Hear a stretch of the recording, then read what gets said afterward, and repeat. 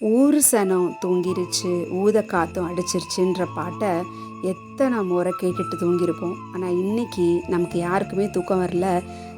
ஜானகி அம்மா இறந்ததை கேட்டதிலிருந்து நம்மளுடைய பாடகியாக இருந்த நம்மளுடைய ஜானகி அம்மா இந்த நேரத்தில் இந்த நிமிஷத்தில் உயிரோடலைன்ற சேட் நியூஸ் தான் எல்லாருக்கும் ஓடிக்கிட்டு இருக்கு.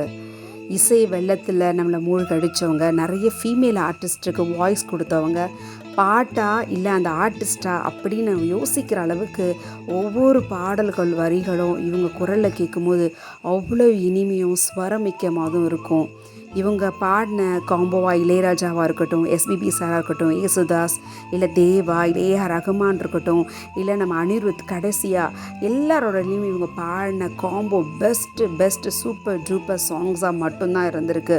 எந்த ஃபீமேல் ஆர்டிஸ்ட்டு அப்பத்துலேருந்து இப்போ வரைக்கும் பாடினாலும் சரி, அது காதல் பாட்டாலும் இருந்தாலும் சரி, தனியாக இருக்கிற ஒரு ஒரு ஒரு லேடி வாய்ஸ்க்குள்ளே இருக்கிற எமோஷ்னல் சாங்ஸாக இருக்கட்டும், இல்லைன்னா ஒரு அம்மா சாங்ஸாக இருக்கட்டும், எதுவாக இருந்தாலும் நம்ம ஜானகி அம்மாவை பீட் பண்ணவே முடியாது.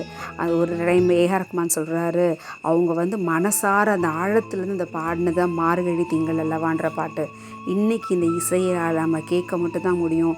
பாடி அதுக்கு சுவாசம் கொடுத்து அதுக்கு உயிர் கொடுத்த அந்த ஜானகி அம்மா இன்றைக்கி இல்லை.